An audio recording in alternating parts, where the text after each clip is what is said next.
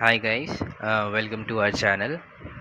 So, as voted by many that we should start from toppers' answers, so we are starting analyzing the toppers' answers from today only. But before going to the main video, I have a little message to those who did not make it this year and who all are planning for 2026 or beyond. That try to be mains ready before prelims so that if ever you qualify prelims, that should be your last cycle of UPSC. आप उसी attempt में सारे stages को clear कर लो because that the process of UPSC, this examination CSE prelim CSE is very tiring. और इसमें आप कब 4-5 साल खो दोगे अगर आप सही से प्रिपेयर नहीं कर रहे हो, हर एक स्टेजेस के लिए पहले से रेडी नहीं रह रहे हो, तो 4-5 साल कब निकल जाएंगे आपको पता भी नहीं चलेगा. So I would urge all types of aspirants कि जो भी हम ये सीरीज़ निकाल रहे हैं of toppers answers, PYQs and mains 365 for GS 1, 2 and 3, आप इसको अच्छे से देखो सो दैट आप अगले साल के मेंस के लिए पहले से ही अपने आप को प्रिपेयर कर लो. चलो, क्वेश्चन arises कि why we have sorted only these three things for our mains program. See, over the time I have heard a lot of toppers in their strategies refer to these three things और इनको वो बहुत ही ज़्यादा importance देते हैं. So they take help from toppers answers, they solve PYQs, and for current affairs they go for mains 365. This you will find very common. जो अगर कहीं कोर्स भी कर रहे हैं, जो नहीं भी कर रहे हैं, ये तीन चीज़ वो कर ही रहे हैं. तो इसलिए we zeroed in to these three things. ठीक है, तो इससे वो लोग करते क्या है, they extract introduction, conclusion, data, diagram etcetera. ठीक है, ये चीज़ हम लोग खुद भी देखेंगे. देन फ्रॉम PYQs क्या होता है कि like prelims there are some themes in mains also that gets repeated, so they get the idea of favorite themes of UPSC. और क्योंकि वो PYQ सॉल्व कर रहे हैं तो उन सारे थीम्स के लिए उनके पास ऑलरेडी एक स्ट्रक्चर्ड आंसर रहता है. तो क्वेश्चन अगर थोड़ा सा भी इधर ऊपर नीचे भी करके UPSC पूछता है तो they don't need to waste too much time on thinking in the examination. ठीक है, क्योंकि उनके पास पहले से बना हुआ है. ठीक है, so that is the importance of PYQs and mains 365 for current affairs and data updation. ठीक है, तो that's why we have selected these three things. अब किनके किनके कॉपीज़ हम लोग एनालाइज करेंगे. तो for GS 1 we will see Shruti Sharma, Animesh Pradhan answer booklet. इनसे हम कोशिश करेंगे कि 40-50 क्वेश्चन की एनालिसिस कर लें. Then for GS 2 again Shruti Sharma, Trilok Singh. He in 2024 got highest marks in GS and he scored fairly well, I guess 124 in GS2, which is quite a good score. Then Shruti Sharma, everybody knows, rank 1. And Kunal Rastogi, he in 2024 got, I guess, 130 plus marks in GS2. ठीक है, तो इनके answer booklet से भी we will try to see some 40 to 60 questions. And for GS3 Shruti Sharma, Trilok Singh. ठीक है, again 40-50 questions. Now our promise is that we will give you complete coverage of GS1, 2 and 3. GS4 if time permits we will try to help. ठीक है, but we are not promising anything कि GS4 के लिए और ethics के लिए है, GS4 और SA के लिए वी विल बी हेल्पिंग. तो इस पे हम लोग प्रॉमिस नहीं कर रहे हैं because GS 1, 2, 3 then PYQs then mains 365 cover करना ही काफ़ी एक बड़ा टास्क है, काफ़ी कॉम्प्रिहेंसिवली अगर कवर करते हैं तो अगर टाइम हमें मिलता है तो हम आपको एथिक्स और ऐसे में भी हेल्प करेंगे, ठीक है। चलो, अब वन माइट आस्क कि can we be ready for mains by doing this much only? My answer is yes. See, from Topper's answers for GS 1 2 3, we will be solving more than 120 questions, ठीक है। Then PYQs अगर सिर्फ 3 साल के लिए भी लेते हैं, ठीक है, तो 3 पेपर के 180 क्वेश्चंस बनते हैं। तो आप यहीं देख लो, ऑलमोस्ट अराउंड 300 क्वेश्चंस आपके पास ऑलरेडी प्रिपेयर्ड रहेंगे, ठीक है। Then these will be supplemented with mains 365। तो एक और चीज़ हो जाता है कि एक तो आपके पास मटेरियल बहुत ही कंसोलिडेटेड रहेंगे और फेयरली अपडेटेड रहेंगे बिकॉज ऑफ मेंस 365। एंड क्योंकि आप क्वेश्चन आंसर फॉर्मेट में कर रहे हो, तो आपको याद रखना भी काफ़ी आसान पड़ेगा, बिकॉज आपके दिमाग में वो एक पहले से स्ट्रक्चर बना हुआ रहेगा, because you have been going through question and answer format only. तो आपका थिंकिंग प्रोसेस ही वैसा बन जाएगा। तो आप at the end of these sessions जितने भी लगेंगे to complete GS 1 2 3, you will be fairly capable of getting good marks in these papers, ठीक है। चलो, तो today we are starting with GS3, and the toppers' answer that we have chosen is Trilok sir's answer copy of GS3. So before going to the answers, let's first understand कि GS3 के components क्या क्या हैं. First is economy, then environment and disaster management are seen as one group, ठीक है. Then is agriculture, then is internal security, then is science and tech. Over the years, if you see the analysis, uh, all the 5 components are equally important, ठीक है. चलो, this is the GS3 syllabus. Although I have already told you in our group कि go through the syllabus before starting your mains preparation.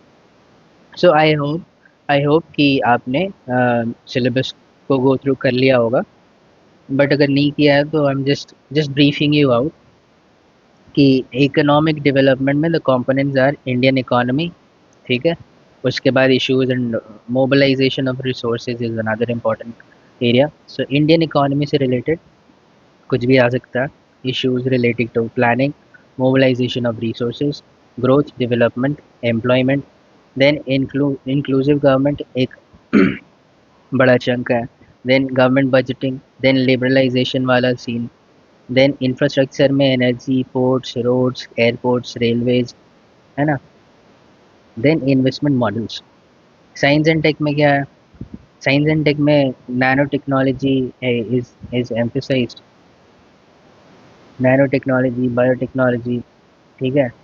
IT, IPR से तो सीधे question आते हैं, ठीक है. तो these are from science and tech, आपको ये सब जानना है. Indigenisation is another important area, ठीक है. Then agriculture.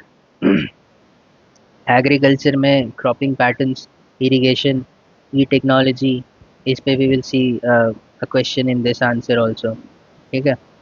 Then public distribution पे भी क्वेश्चन है, food processing, technology missions, land reforms. तो these are common sub topics of agriculture. Then biodiversity में क्या करना है हम लोग को?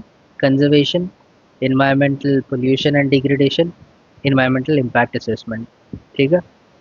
देन इंटरनल सिक्योरिटी में external state and non state actors, extremism, challenges to internal security, cyber security, money laundering, ठीक है. These are important areas. तो इसमें कुछ खास ऐसा नहीं है. आप सिलेबस का एक ऐसा सीन रहता है कि आप सिलेबस को डेली 1-2 मिनट के लिए देख लिया करो. जिस भी पेपर को आप पढ़ने जाते हो उससे पहले सिलेबस सब देख लिया करो.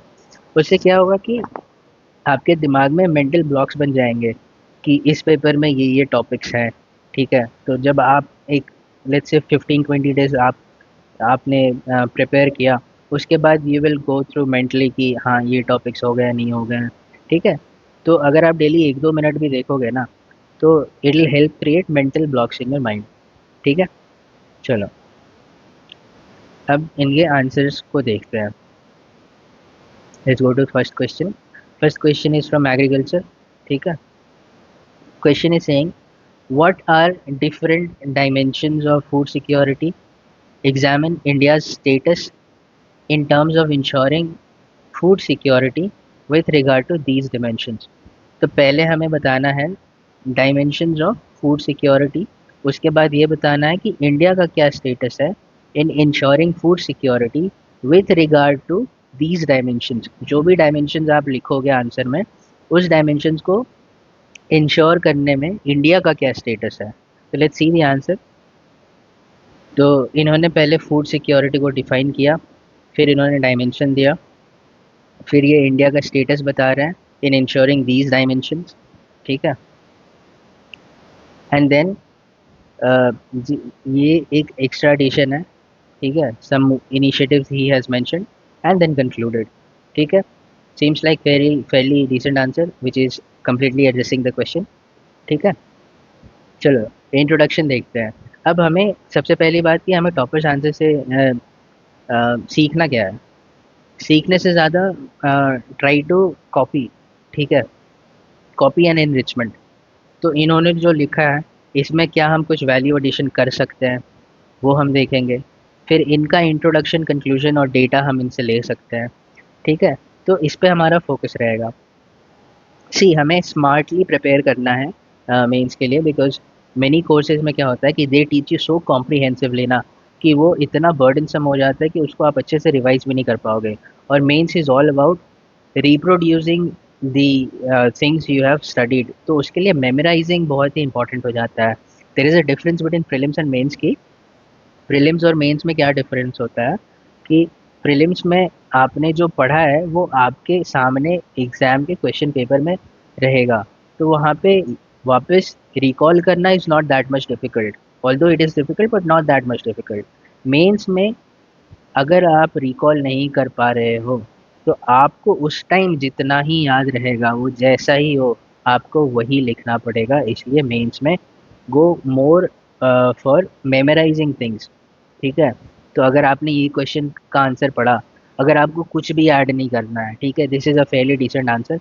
आपको अगर कुछ भी ऐड नहीं करना है, तो आप एक फूड सिक्योरिटी का आपका एक टॉपिक हो जाएगा, और उसमें जो भी ये चीज़ मेंशन करे हैं आप इसको रट लो। You will be very sorted for mains examination. See इस डिलेमा में और इस पिक्चर में मत रहना कि मेंस के लिए बहुत ही कॉम्प्रिहेंसिव पढ़ना है, सब कुछ की अच्छी समझ होनी चाहिए, देन तुम एक बहुत नॉलेजेबल इंसान होने चाहिए। ये सब कुछ नहीं होता है। क्वेश्चन और क्वेश्चन को डायरेक्टली आप एड्रेस करना आप इनके आंसर से सीख सकते हो, पीवाईक्यू से सीख सकते हो, और उसको याद करके आपको बस मेंस में जाना है, ठीक है। चलो इनका आंसर देखते हैं। Food security refers to the amount of food available to population along with sufficient nutritious content. तो इन्होंने इंट्रोड्यूस जो करा है वो काफ़ी सही इंट्रोडक्शन दिया है, क्योंकि इन्होंने हंगर और न्यूट्रिशन दोनों के बारे में बताया है। तो this becomes a really balanced introduction, ठीक है। तो this is a nice introduction. Dimensions देखते हैं। अब इन्होंने डायमेंशंस बताया फूड सिक्योरिटी के क्या क्या डायमेंशन हो सकते हैं। तो coverage of population, quantity of food production, then nutritional content of food, balanced mix of protein, carbohydrate and fat, safe hygienic food free of contaminants, and there should be an autonomous production to reduce dependency।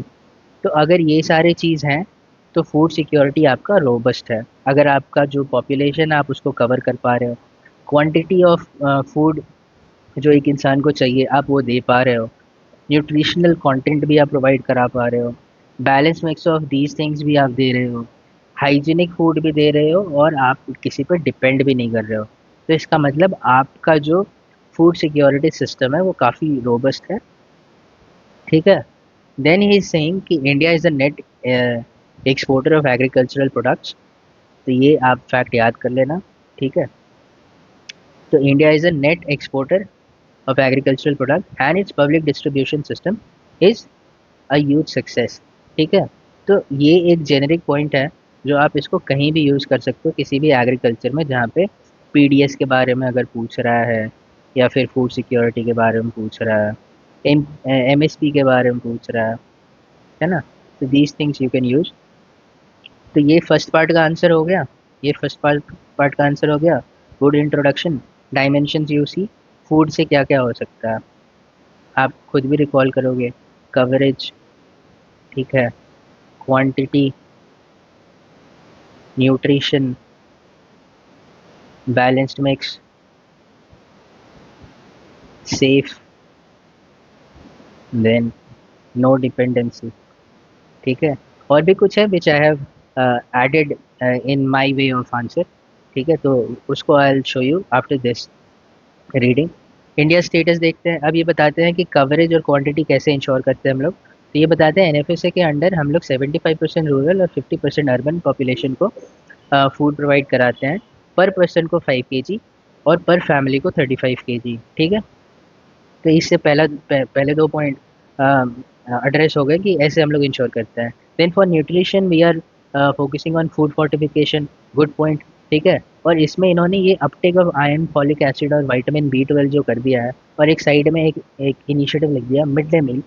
इससे ये statement और भी अच्छा हो जाता है कि food fortification से वी आर एड्रेसिंग न्यूट्रिशन वाला thing to ensure the uptake of iron, folic acid, vitamin B12। और बगल में तो आप ये देखो कि ये इसके लिए आपको अलग से एक सेंटेंस नहीं लिखना पड़ा, बस बगल में आप मेंशन कर दो, this will be understandable to examiner. ठीक है, next point is focus on crop diversification. ठीक है, डाइवर्सिफिकेशन होगा टू मिलेट्स, पल्सेस एडिक्वेट, तो ये सस्टेनेबिलिटी को की तरफ ले जा रहा है। ठीक है, then organic natural farming to ensure hygienic and chemical free food, तो वो कंटामिनेंट वाला पॉइंट को जस्टिफाई कर दिया है। देन यहाँ पे ये एक फॉरवर्ड लुकिंग पॉइंट लिखते हैं कि ग्रीन रेवोल्यूशन से led to huge production of food grains, now the emphasis on second green revolution for sustainable production. ठीक है, तो इससे भी वो एड्रेस कर रहे हैं coverage and food production. Then he is giving other initiative nutritional and also eat right movement of FSSAI, community kitchen for hunger वाला हो गया। ठीक है, focus on climate for sustainability हो गया, रेजिलियंट वेराइटीज क्रॉप वाला हो गया, क्लाइमेट चेंज को एड्रेस कर रहे हैं। तो see the answer is quite diversified. ठीक है, and still addressing the question. ठीक है, तो डाइवर्सिफिकेशन चाहिए आंसर में, और उस डाइवर्सिफिकेशन ऐसा होना चाहिए कि आप क्वेश्चन को कम्प्लीटली एड्रेस कर लो। यहाँ पे इन्होंने एक सही सा कंक्लूजन बहुत ही छोटे लाइन में दे दिया है, तो आप इसको भी कई जगह यूज़ कर सकते हो कि India has been proactive in achieving the goal of SDG 2 which aims for zero hunger। अब लेट्स सी what थोड़ा बहुत addition I have done।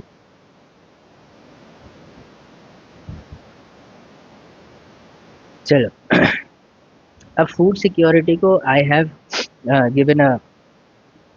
defined as means all people at all times have access to sufficient, safe and nutritious food। अब ये काफ़ी well structured introduction है, आप इसको use कर लो तो ज़्यादा सही रहेगा।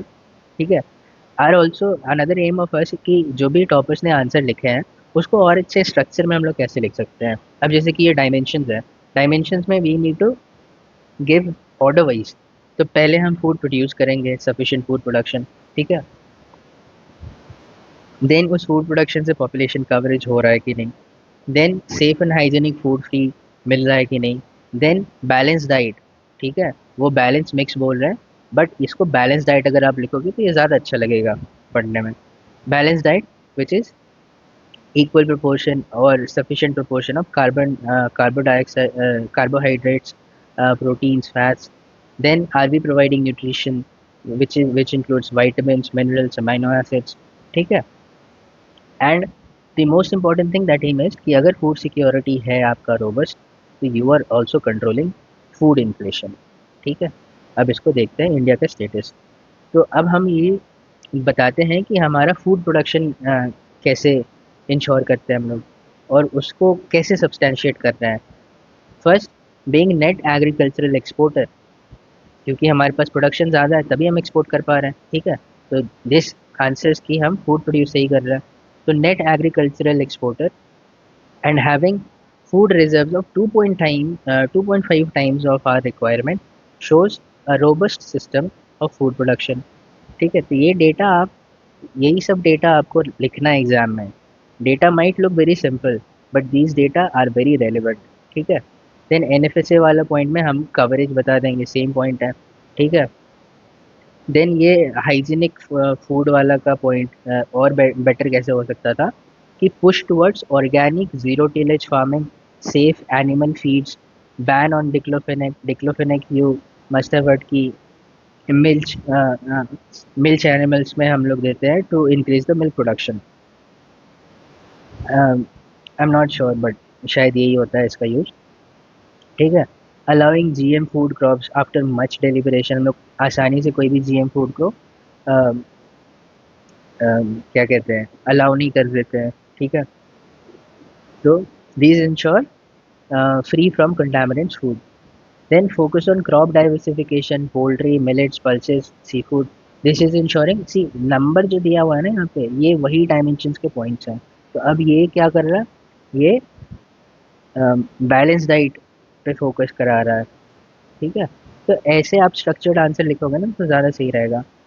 Then educating masses on the importance of vitamins, minerals, है ना, exercise, right, eat right movement. Then ये इन्फ्लेशन वाला, releasing food reserve in market when food prices go up, making sure no one cuts down their regular intake due to price rise. ठीक है, तो this is really a nice point. अगर ये आपके answer में रहा तो आपको ज़रूर आधा एक ब्राउनी पॉइंट्स तो मिलेंगे ये आंसर में। ठीक है, ना, same same thing other initiative, food fortification mandatory हो चुका है। मिड डे मील में एग देना कंपलसरी है, दिस इज प्रोटीन, है ना। फिर community kitchen to ensure hunger वाला चीज़, एंड कंक्लूजन इज सेम। तो आप देख सकते हो कि उनका आंसर थोड़ा और अच्छे वे में स्ट्रक्चर हो सकता था, तो आप इसको फॉलो कर लो। ठीक है, नेक्स्ट क्वेश्चन देखते हैं। Next question is, modern technologies such as blockchain, ChatGPT are powerful tools with immense potential to transform agriculture into a more efficient and sustainable sector। ठीक है, discuss in the context of India. अब ये कह रहा है कि modern technology, blockchain और chat GPT जो है वो इमेंस पोटेंशियल रखता है एग्रीकल्चर को ट्रांसफॉर्म करने के लिए एंड उसको ज़्यादा एफिशिएंट और सस्टेनेबल बनाने के लिए। ठीक है, इंडिया के कॉन्टेक्स्ट में डिस्कस करना है। ठीक है, तो इनका देखते हैं introduction. The 4.0 industries have huge potential to transform the rural farm sector and make it productive. ठीक है, कुछ खास इंट्रोडक्शन नहीं है बट ठीक है, इसमें I don't think he, but ठीक है, डिसेंट इंटरव्यू इंट्रोडक्शन है। ठीक है, अब इन्होंने क्या किया कि दोनों जो टेक्नोलॉजी है उनको अलग अलग से डील किया, which is a nice approach. ठीक है, अब इनका यहाँ पे ये चीज़ आप यूज़ अच्छे से कर सकते हो कि blockchain is a distributed laser. ये चीज़ आप याद कर लेना, कहीं भी ब्लॉकचेन आए आप ये चीज़ लिख सकते हो। तो blockchain is a distributed laser with various applications. ठीक है, यूज़ इन एग्रीकल्चर, अब ये बता रहे हैं कि use in storage system to prevent food grain loss, utilized in logistics to ensure better transportation. See इनके पॉइंट्स ना आपको जेनरिक लग सकते हैं बट ये जेनरिक होते हुए भी काफ़ी रेलेवेंट है। ठीक है, अब ये स्टोरेज सिस्टम में बोल रहे यूज़ करेंगे to prevent food grain loss, कैसे रिलेट कर दिए देखो। Then utilize in logistics to ensure better transportation. अब इन सारे पॉइंट्स को काफ़ी और अच्छे स्ट्रक्चर में लिख सकते हैं हम लोग, वो मैं आपको अपने एडिशन में दिखाऊंगा। ठीक है, अभी इनका देखते हैं। Then can be use to digitize the land records, उससे क्या होगा, फॉर्मल क्रेडिट अवेलेबिलिटी बढ़ेगी फार्मर्स के लिए। Then FPI industry, food processing industries में हेल्प मिल सकती है to decide the use of raw materials according to the freshness. उसके बाद ये चैट जीपीटी पे आते हैं। Chat GPT is a generative AI, आप इसको भी याद कर लो, which has ease the human processes. ठीक है, काफ़ी जेनेरिक्स है। Use in agriculture, solve farmer queries. ठीक है, देन चैटबॉट हम लोग देखते ही हैं। Then it can be utilized in better planning. ठीक है, एग्जाम्पल ये यहाँ पे दिए, जुगलबंदी चैटबॉट। चैटबॉट ये इधर होना चाहिए था आई गेस, बट स्टिल इसमें भी हो सकता है, प्लानिंग में भी they can go for Q&A ना, to ensure queries in local language. तो आप ये याद रखना, क्वेरीज लोकल लैंग्वेज के लिए जुगलबंदी चैटबॉट है। ठीक है, provide extension services in remote areas. Extension services होता है कि जो भी रिसर्च वर्क होता है ना एग्रीकल्चर में, उसको फार्मर्स तक कैसे पहुंचाएं इफेक्टिवली। तो इसमें एआई आपका हेल्प कर सकता है। ठीक है, चैट जीपीटी। अब इन्होंने ये बताया कि इसको इंश्योर करने के लिए कुछ चैलेंजेस भी हैं जो इसको इंश्योर नहीं होने देते हैं। First is the digital divide. अब इन्होंने डिजिटल डिवाइड लिख दिया और एक डेटा दे दिया, इस डेटा को आप याद कर लेना। Only 67% of farmers use smartphone, और ये बता दिया कि ये डेटा नासकॉम का है। फिर लिखा कैसे जाता है? ठीक है, आप एक किताब पढ़ लो, बस उस किताब से लिखना कैसे है 150-200 वर्ड में, वो आपको इन्हीं सारे आंसर से पता लगेगा। तो इसलिए काफ़ी जो कॉम्प्रिहेंसिव पढ़ाते हैं ना कोर्सेज में, विच वो काफ़ी नेगेटिव टर्न आउट हो जाते हैं काफ़ी लोगों के लिए, बिकॉज वो काफ़ी कॉम्प्रिहेंसिव होता है और उसको याद रखना इज़ अ ह्यूज टास्क। ठीक है, और प्लस आप यहाँ पे क्वेश्चन आंसर के फॉर्मेट में पढ़ रहे हो, तो आपका दिमाग में ऐसा ही स्ट्रक्चर बन जाएगा। ठीक है, चलो। Next challenge is data security, quite evident है ना। Then strict data localization. अब ये देखो, ये बहुत अच्छा पॉइंट है, स्ट्रिक्ट डेटा लोकलाइजेशन पे जो फोकस कर रहा है India, that may hinder innovation. Then awareness कम है फार्मर्स में, कॉस्ट बहुत ज़्यादा है। तो न्यू टेक्नोलॉजी में तो अब तो ये बेसिक सा पॉइंट हो गया, ये बेसिक सा पॉइंट हो गया, ये आपको किसी भी आंसर में आप लिख सकते हो, अवेयरनेस, कॉस्ट, सिक्योरिटी, है ना। देन स्टेप्स, स्टेप्स जो कुछ इंश्योर कर रहे हैं government to implement this effectively. PM वानी for internet access, Krishi Suvidha केंद्र फॉर एक्सटेंशन सर्विसेज, है ना।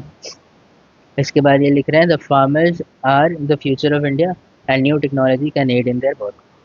ठीक है, डिसेंट कंक्लूजन। अब देखते हैं little bit of addition.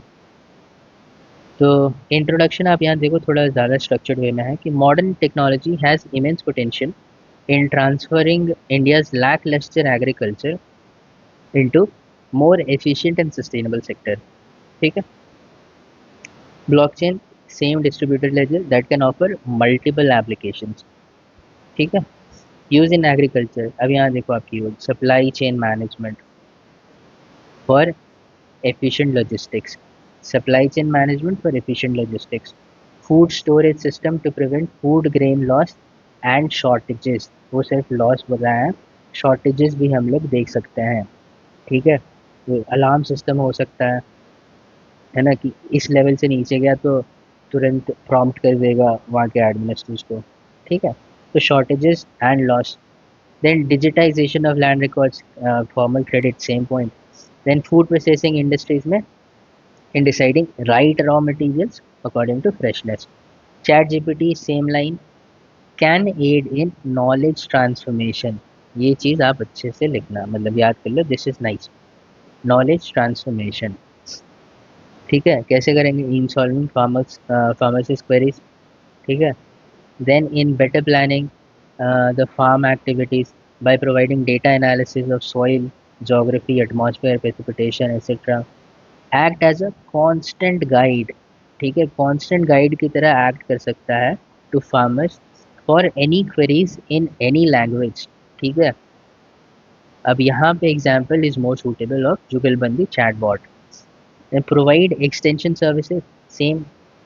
Challenges, digital divide, same. ठीक है, डिजिटल डिवाइड, ये चैलेंजेस आर रियली सेम। ठीक है, स्टेप्स भी सेम है।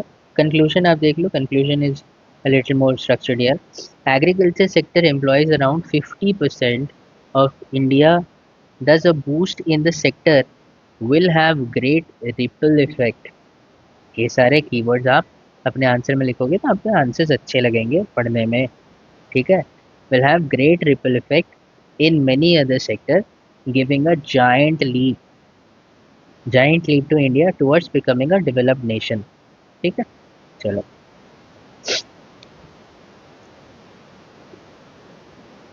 आप एलर्जी गाइस की do not run for too much data, जो भी डेटा रेलेवेंट होगा आई विल प्रोवाइड, ठीक है। जो भी वैल्यू इनरिचमेंट करना चाहिए किसी भी आंसर पर, आई विल डू दैट। आप बस इसको एक जगह रखो, इसको बार बार रिवाइज करना, ठीक है। अभी देखो, अभी ही आपने एक फूड सिक्योरिटी का टॉपिक कंप्लीट कर लिया, उससे कुछ भी आएगा तो you will be capable enough to write a fairly decent answer. Then आपको दूसरा मिल गया ये टेक इन एग्रीकल्चर, ठीक है। तो ये दो टॉपिक तो आपके हो गए, इसमें जो भी एनरिचमेंट था आप डन। अब मेंस 365 से या फिर पीवाईक्यू से कुछ भी होगा, that will be an addition. But इस इन टॉपिक्स पे now you have fairly decent understanding and data and concept building, ठीक है। तो अपना ये टॉपर्स आंसर का जो सीन है, इसमें we are trying to first establish, first make you comfortable with the how the answer should be approach. और ये ऑलमोस्ट 100-120 क्वेश्चंस करने के बाद ना, आप अपने आप को बहुत ही कंफर्टेबल पोजीशन में पाओगे कि आपको हर एक आंसर के लिए एक फेयरली डिसेंट आइडिया रहेगा कि इस आंसर को अप्रोच क्या करना है, कैसे कैसे कंटेंट्स डालने हैं, क्या क्या डेटा फैक्ट्स आएंगे। You will have a very nice capability of writing any answer, ठीक है। तो अपना अपना मेन एम यही है कि टॉपर्स आंसर से एक प्रॉपर बेस बन जाए आपका। उसके बाद the enrichment, further enrichment will be done through PYQs and mains 365, ठीक है।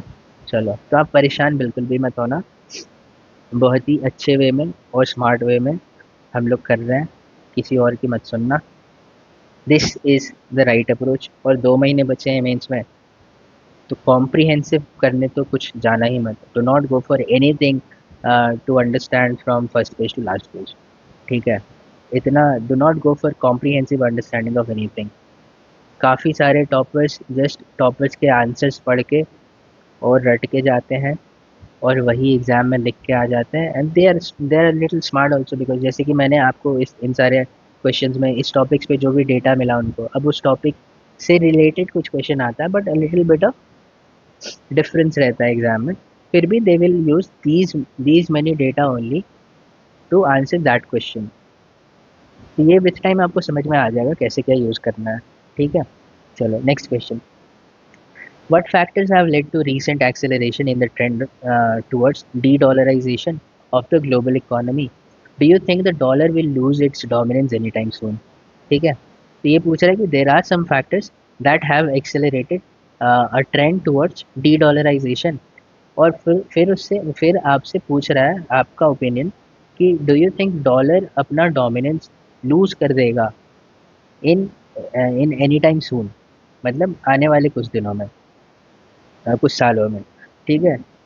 तो he went for his introduction is the trend of de-dollarization across the world has led to adoption of bilateral agreements। तो ये cause and effect वाला एक introduction है, decent है but इससे बेटर हो सकता है। मे बी आप डी डॉलराइजेशन को डिफाइन कर लेते हैं, बट ये भी ठीक है। चलो, फैक्टर्स ही सेइंग कोविड-19 लेड टू रिड्यूस ट्रेड। हाँ, काफ़ी इकोनॉमीज क्लोज हो गए थे तो ट्रेड कम हो गया, तो this is a decent factor. Then sanction regime, most important factor है ना, इससे ही ये कुछ ज़्यादा न्यूज़ में आ गया। तो sanction regime has led to increase use of local currency, example rouble rupee, rupee rial, है ना। Then Fed tapering and monetary tightening has led to supply crunch. जैसे अपने इंडिया में आरबीआई रेपो रेट घटाता बढ़ाता है ना, वैसे ही अमेरिका में फेड है, ठीक है। यूएस फेड इंटरेस्ट रेट घटाता बढ़ाता है, सप्लाई उससे ऊपर नीचे होता है, ठीक है। तो that is also an issue. Then increasing use of renminbi and its inclusion in SDR, ये चाइनीज़ युआन है, ठीक है। तो ये एक ऑल्टरनेटिव प्रोवाइड कर देता है। ठीक है। Countries preferring local currency for strategic autonomy, ये भी है। इंडिया का आप एग्जांपल देख ही रहे हो कि इंडिया चाह रहा है कि रुपी को ज़्यादा ही इंटरनेशनल ट्रेड में यूज़ हो।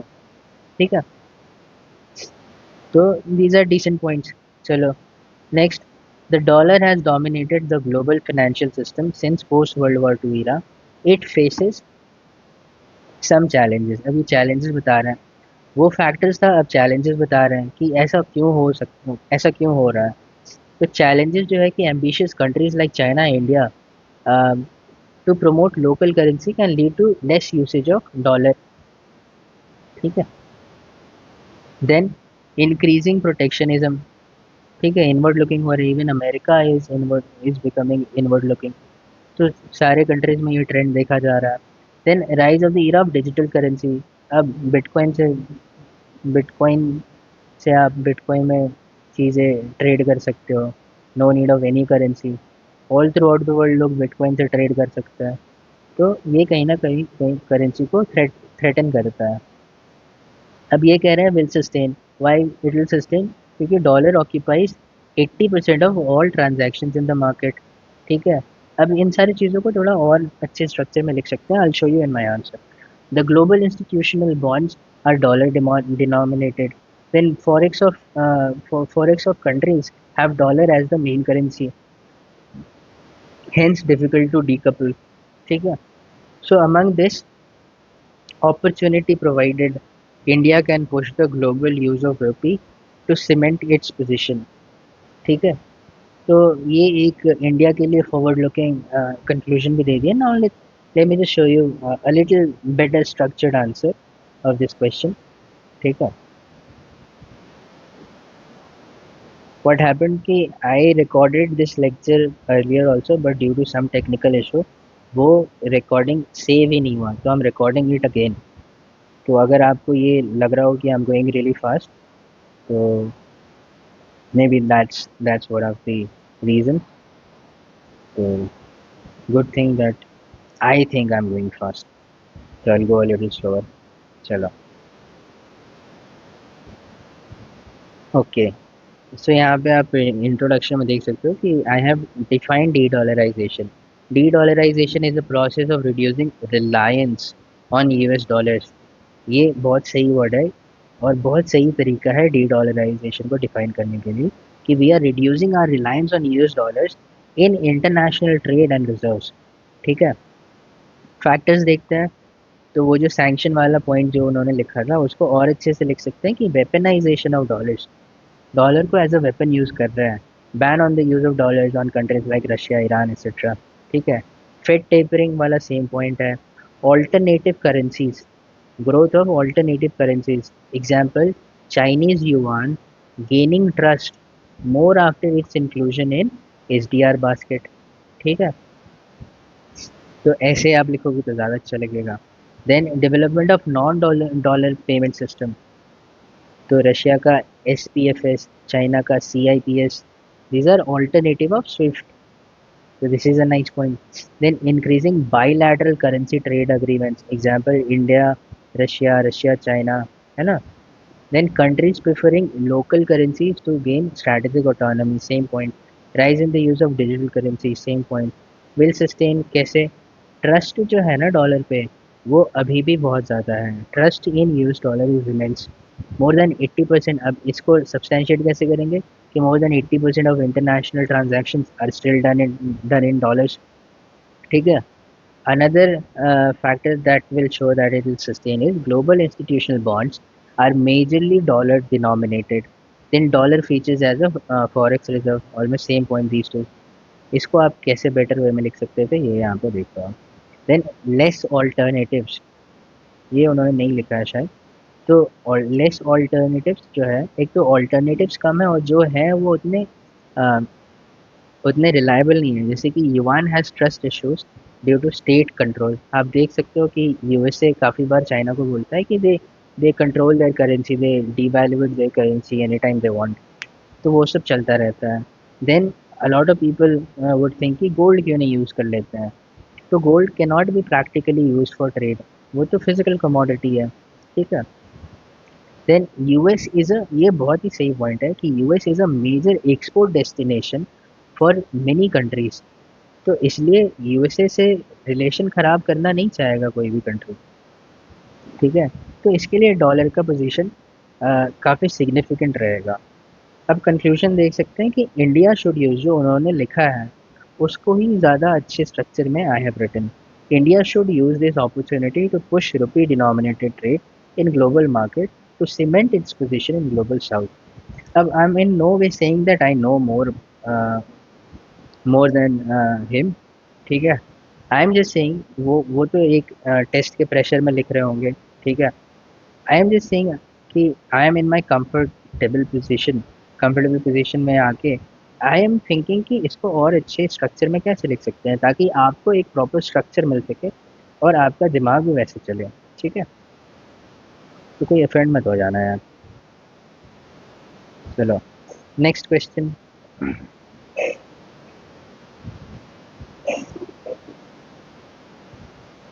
Next question is, despite significant pressure from the developed countries to alter its food subsidy regime, there is merit in India trying to retain its policy support for the poor in the country. अब ये कह रहा है कि despite pressure और on India कि वो अपना फूड सब्सिडी रेजीम को बंद करे, देर इज़ अ मेरिट, ठीक है। इंडिया कहीं ना कहीं सही है अपना अपना पॉलिसी सपोर्ट रिटेन करने के लिए, ठीक है। तो इसको जस्टिफाई करना है, ठीक है, इस पे डिस्कस करना है। तो इन्होंने इंट्रोडक्शन अच्छा दिया है कि WTO regime under its amber box mandates, these words आपको यूज़ करना पड़ेगा आंसर में, तो मेक इट कि आप सच में अच्छे से पढ़ के आए हो। तो WTO regime under its amber box mandates to curb the food subsidy provided by the developing countries, ठीक है। अब मैं ये नहीं कह रहा कि इनको नहीं आता होगा, एग्ज़ाम में नहीं सूझता है, तो जो समझ में आता है, थिंकिंग के लिए टाइम बहुत कम रहता है, जो समझ में आता है we people write in the examination because paper complete करना इज़ अ टास्क, ठीक है। चलो, नाउ डेवलपिंग कंट्रीज, अच्छा ये इंट्रोडक्शन है, इंट्रोडक्शन इज़ नाइस, ठीक है। चेंजेस जो डन हुआ, तो ये एग्रीगेट मेजरमेंट सब्सिडीज जो है under amber box that can not be in that can not B that can not exceed more than 10%, ठीक है, ऑफ द प्रोडक्शन ऑफ 1988 के टाइम पे। तो इस चीज़ को आप याद कर लेना, इसमें समझने का कुछ नहीं है, ठीक है। अगर आप बस इतना भी लिखोगे ना तो काम चल जाएगा। चलो, dispute body will decide such matters, but not if peace clause is invoked, can give subsidy until final agreement is reached, ठीक है। तो these were the changes to secure कि सब्सिडी रिजीम को कैसे रिजॉल्व कर सकें, ठीक है। चलो, merit in India giving subsidy, India is the most populous country and have more mouths to feed, fairly decent, मतलब जेनरिक है बट है तो रेलेवेंट पॉइंट ना। चलो, agricultural dominant economy hence need to support its farmers, global hunger index, जिस data आप लिख सकते हो, बस में परेशान मत हो जाना कि 2025 में क्या था या 2024 में क्या था, यू जस्ट रिमेंबर 135, आप एग्जाम में 130 भी लिख के आते हो, नो इश्यूज, ठीक है। Global hunger index shows India's position as 135, which warrants a robust food security program used in accumulating stock for crisis situation, buffer stock for inflation, and India is subsidy India's subsidy does not lead to market distortion as use only as we only use it for PDS, ठीक है। तो fairly decent point। चलो, challenges, the transport and import subsidy have to be phased out by 2023, can hurt the sugarcane farmers, ठीक है। Then WTO deadlock on the issue of food security, Doha agenda, अब इस चीज़ को आप रट लेना, इस चीज़ को आप रट लेना। I have also I have tried to structure it in a more in a better way, तो आप उससे रट लेना जो भी रटना होगा। अब इनका कंक्लूजन है, it is important for India to be a voice for the global south which require food subsidy to sustain population. Now let's see what improvements I have done. I have stuck to introduction. Introduction is nice. Merits started with global hunger. Hunger है तो चाहिए भाई subsidy. Populous है. Poor अपना large base of poor. ये point आप mention करो कि we have a large base of poor and poor people cannot afford sufficient calories जितना उनको चाहिए. उतना calories they cannot afford in what they earn. That's why we need a food subsidy regime. ठीक है. 50% population employed in agriculture. The subsidies provides stability. MSP वगैरह एक fix price आपको ensure करते हैं कि आपका लॉस ना हो. ठीक है. So that's why we need these. Then food is most essential for human survival. Hence price stability is maintained through PDS and MSP. ठीक है. Then sufficient stock for times of crisis seen. अपना एक history रहा है, we have seen a lot of famines. तो वो एक historical shock है जिससे इंडिया सफ़र करता है. That's why we need to maintain a sufficient stock for the times of crisis. This has helped us in covid times, है ना.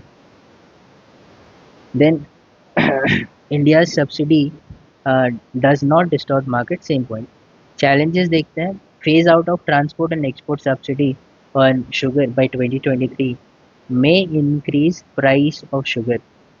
ठीक है. ये डेडलॉक वाला सेम सेंटेंस है. अब यहाँ पे कंक्लूजन इज, इंडिया यहाँ पे देखो आप उसी चीज़ को थोड़ा अच्छे वे में स्ट्रक्चर कर दिया है. तो India must stand firm on its stand as this will act as an anchor. Nice word. हाँ, इस चीज़ को याद रखना. This will act as an anchor for many global south countries that require food subsidy to sustain their population. ठीक है. This is a better structured answer. तो toppers answer से हमें डेटा, फैक्ट्स, फिगर्स, डायग्राम्स ये तो लेने ही हैं, but हम ये भी कोशिश कर रहे हैं कि इन्होंने जो लिखा है क्या इसको और बेटर वे में लिखा जा सकता था, क्या इसमें और कुछ एग्जाम्पल्स, कुछ और पॉइंट्स ऐड करे जा सकते हैं. तो दिस इज़ दी एम. अगर आप ये 100 क्वेश्चन भी कर लेते हो ना मेरे साथ, आप एक बहुत ही सही पोजीशन में रहोगे आफ्टर जस्ट 10-15 डेज. ठीक है. चलो next question. Next question is, several initiatives have been taken by the government towards addressing India's water needs, but the issue of water availability and water quality still warrant prioritized intervention. Discuss. ये कह रहे हैं कि government तो काफ़ी initiative लिए हैं to address India's water needs, but still availability and quality of water still demands prioritized intervention. अभी भी they need certain certain attention और critical attention to these things of water. तो जितने भी इनिशिएटिव्स हैं those are not enough. इस पे discuss करना है. ठीक है. तो इसमें ना आपको आपको काफ़ी ज़्यादा इनिशिएटिव्स वाला, स्कीम वाला, एक एक ही जगह काफ़ी स्कीम्स आपको मिल गए हैं. तो इस चीज़ को आप याद कर लेना और इसको आप किसी भी आंसर में लिख सकते हो. ठीक है. These are the benefits of toppers answer. ठीक है. चलो, इंट्रोडक्शन इनका अच्छा लगा था. According to NITI Aayog water management index 70% of India's water is contaminated and major cities could face water stress by 2030. तो इन्होंने वाटर अवेलेबिलिटी और क्वालिटी दोनों को एड्रेस कर दिया. ठीक है. तो 70% and water stress, it is a nice answer. ठीक है. आप इस डेटा को भी यूज़ कर सकते हो इंट्रोडक्शन में कि India has 18% of global population but only 4% of water resources. ठीक है. चलो, initiatives. Then he is mentioning some initiatives जो गवर्नमेंट ले रखे हैं. Jal Jeevan mission to provide portable safe drinking water to all by 2024. Then catch the rain campaign to preserve rainwater. Then Amrit Sarovar Amrit Sarovar is for water bodies, है ना, revive water bodies, and AMRUT is for sewage infrastructure के upgradation में। तो AMRUT is for upgradation of sewage infrastructure, ठीक है। Then use of natural fertilizers under PM Pranam to prevent leaching. Then grey water management by setting up water treatment plants, ठीक है। Grey water management, तो more initiatives I have written. Atal Bhojal Yojana, community engagement for groundwater management. Then Namami Gange, rejuvenation of Ganga, and PM Krishi Sinchai Yojana, micro irrigation promoted for efficient use of water, ठीक है। चलो challenges देखते हैं। तो challenges are कि leaching से contamination हो रहा है, ठीक है। देन सुवेज इंफ्रास्ट्रक्चर पुअर है ना, sewage infrastructure is poor and worsen during monsoon. इसमें आप एक डेटा दे सकते हो कि only 30% of urban waste water is reused, ठीक है। देन फ्री इलेक्ट्रिसिटी जो गवर्नमेंट देती है फार्मर्स को has led to ground water depletion, तो uncontrolled extraction of ground water हो रहा है। Then lack of municipal capacity है ना, finance and functional issue, so they are incapable of implementing and monitoring the schemes. Then regular maintenance is not done.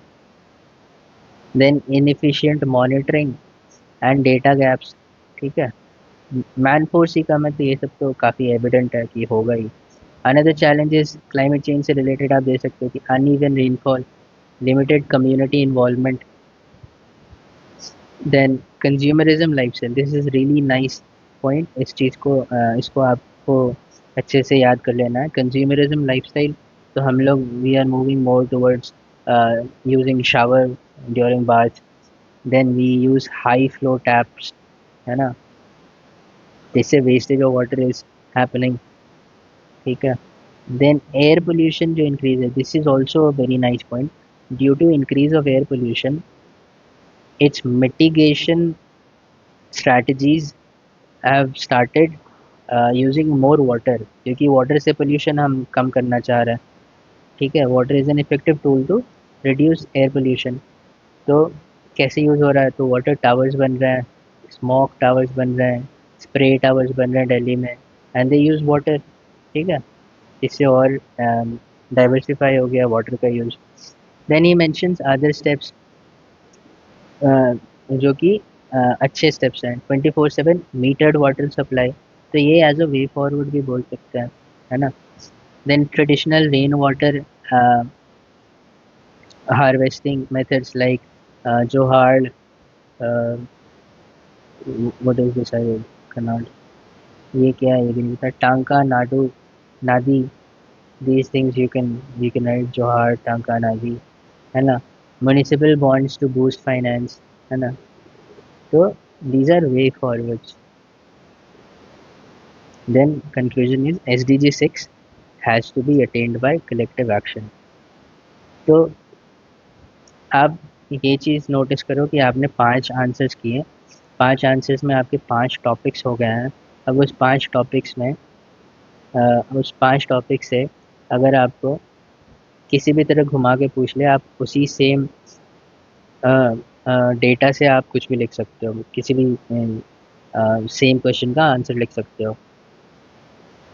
तो आपने almost 1 घंटे में 5 topics आसानी से कर लिए। क्या क्या किए? Food security, then tech, agri, then water, है ना, देन डी डॉलराइजेशन, है ना, और एक क्या था, और एक था ना कुछ, चलो कोई नहीं। तो in less than an hour you have almost clear idea of 5 topics. आप just imagine करो when you will be done with solving more than 120 questions, आप एक बहुत ही अच्छे पोजीशन पे रहोगे with very enriched data। आप डेटा का लोड मत लो, आप परफेक्ट आंसर के पीछे मत भागो, my only request to you guys is कि आपने जो आपको जो भी मैं प्रोवाइड कर रहा हूँ, हाँ, पीडीएफ आप हमारे टेलीग्राम चैनल पे जाके डाउनलोड कर सकते हो, ठीक है। Link will be in description और इन कमेंट्स, या दोनों जगह आई पुट इन, ठीक है। तो आप पीडीएफ वहाँ से ले सकते हो। और हाँ, what I want you guys to do कि आप इस चीज़ के पीछे मत भागो कि आपको समझना है सारी चीज़ें। सी कुछ भी कोई सा भी ऐसा टॉपिक नहीं रहेगा बारिंग साइंस एंड टेक कि उसमें आपको बहुत ही मुश्किल होगी समझने में। आप कोशिश करो, एक बार रीडिंग करो just to understand, just to get the gist of the answer. उसके बाद कोशिश करो कि जो भी डेटा इन्होंने यूज़ किया है, जो भी डेटा मैं प्रोवाइड कर रहा हूँ, जो भी डेटा आने वाले टाइम में I give to you guys, आप उसको रटने की कोशिश करो यार। बिकॉज मेंस में ना सोचने का कोई भी टाइम नहीं है। You really do not have too much time to think and then write, and you पहले तो सोचना है। अगर आपका ये रहेगा कि पहले आप सोचोगे, फिर सोच फिर उसको स्ट्रक्चर भी तो करना होगा, और फिर लिखोगे आप। 12-13 मिनट आपका इसी में चला जाएगा। तो इससे बेटर है कि I am giving you a structured answer of toppers answer. उससे आपको डेटा भी मिल रहा है, उससे आपको रेलेवेंट फैक्ट्स भी मिल रहे हैं, फिगर्स भी मिलेंगे आने वाले टाइम में, ठीक है। तो आप इस चीज़ को अच्छे से फॉलो करो and you will see the difference. ये टॉपर्स आंसर वाले session I will try to finish in 15-20 days max, ठीक है। I will try to cover as many questions अपने हिसाब से। वैसे माई तबीयत is not well right now, but ऊपर से I had to record this video twice.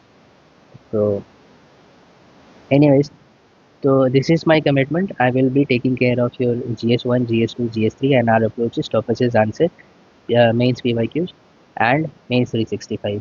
इससे ज़्यादा आपको कुछ नहीं करना है, किसी चीज़ के पीछे मत भागो। Rest is your choice. This is coming from experience and many uh, uh, and listening a lot of interviews and talking to some friends also। तो जैसे प्रीलिम्स में PYQs इम्पॉर्टेंट होते हैं, स्टैटिक इम्पॉर्टेंट है, उसी तरह मेंस में toppers answer, mains PYQs और थोड़ा बहुत ये क्या कहते हैं, करंट अफेयर्स। अगर आप करंट अफेयर्स नहीं भी करते हो, टॉपर्स आंसर करते हो, PYQs करते हो, आप बहुत ही अच्छे मार्क्स से मेंस क्वालिफाई करोगे। चलो, लेट्स एंड दिस सेशन। आप इस सेशन को काफ़ी अच्छे से देखो। फर्स्ट टाइम में आप नॉर्मल स्पीड में देखो। Try to watch this session और every session 2-3 times at some interval. जैसे कि आज आपने एक वीडियो देखा, ठीक है, उसके बाद अगले दिन देख लो विथ सर्टेन स्पीड, फिर उसके अगले दिन देख लो। तो इससे ना आप याद कर लोगे and most important thing is to memorise everything, ठीक है। आपको याद करना है सब कुछ, ताकि एग्जाम में आप सोचने पे टाइम वेस्ट मत करो, स्ट्रक्चर करने में टाइम वेस्ट मत करो, आप आंसर लिखो, ठीक है। चलो, uh, चलो, तो that's it for today. Thank you and initiative अच्छा लग रहा है, तो please subscribe and like and share it to your friends, ठीक है। चलो, बाय बाय।